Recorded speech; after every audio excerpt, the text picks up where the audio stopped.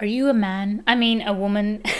Today I'm going to be talking about the book As a Man Thinketh by James Allen. I've just finished reading it. I'm here to share with you 3 important lessons that I think you can use in your life today so that you can gain that self-mastery. Have you ever heard of the book Think and Grow Rich by Napoleon Hill? Maybe you've heard of Tony Robbins? Perhaps even The Secret. What those things have in common is that they're all inspired by this book written over 100 years ago that breaks it all down in very easy to understand terminology. Yes, it's written in a little bit of a traditional way, but if you can get over the traditional way of writing, this book is so valuable in your self-help journey. The first lesson that I would like to share with you, thoughts shape reality. I'm sure we've heard this a lot. Your thoughts create your reality, you're creating your reality, manifestation, law of attraction. I'll share something personal with you. When I first started coming across this whole law of attraction field, it just went completely over my head. It didn't make sense to me. It felt so unreachable and it felt like wishful thinking a little bit. And I didn't understand it. But after reading this book, it all started to make sense. Your thoughts create your beliefs. Your beliefs start creating your emotions, and your emotions start creating the personality,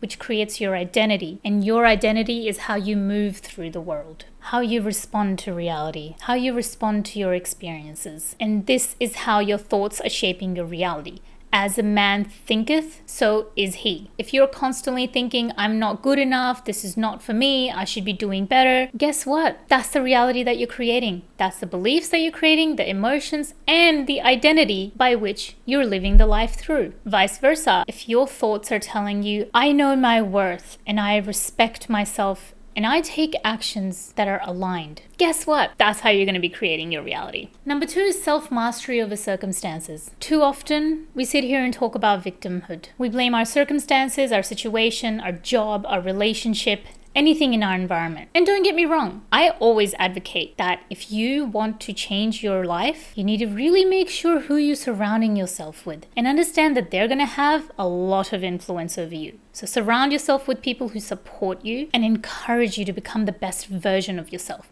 Not people who put you down, constantly make you question yourself, and then you have to constantly over-explain and justify every action. Those people are not going to support your growth. But in the same vein, self-mastery is something that we all have control over regardless of our circumstances. Even if right now you might be stuck in an unhelpful situation, it doesn't mean you need to just sit back and just be at the effect of it. Part of self-mastery is understanding that the things that you do have control over are your responsibility. Which takes me to the 3rd lesson. Growth requires responsibility. If you're interested in personal development, if you're interested in transformation and growth, you need to take responsibility for your life. Like Jordan Peterson said, make your bed in the morning, clean your room.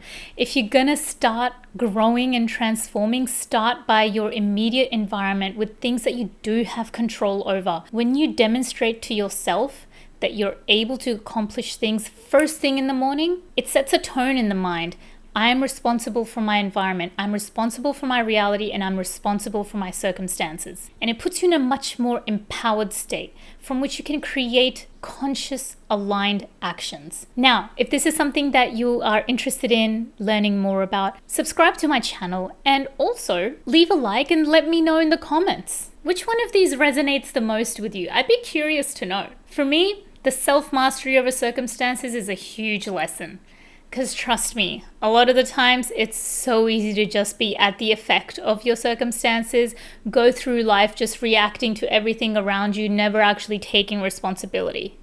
But you do have the option of how you're going to react and how you're going to respond to your reality. And this is where the responsibility comes in. This is one thing I heard from someone. Responsibility is your ability to respond. So the bigger your ability to respond and not react, the higher your responsibility.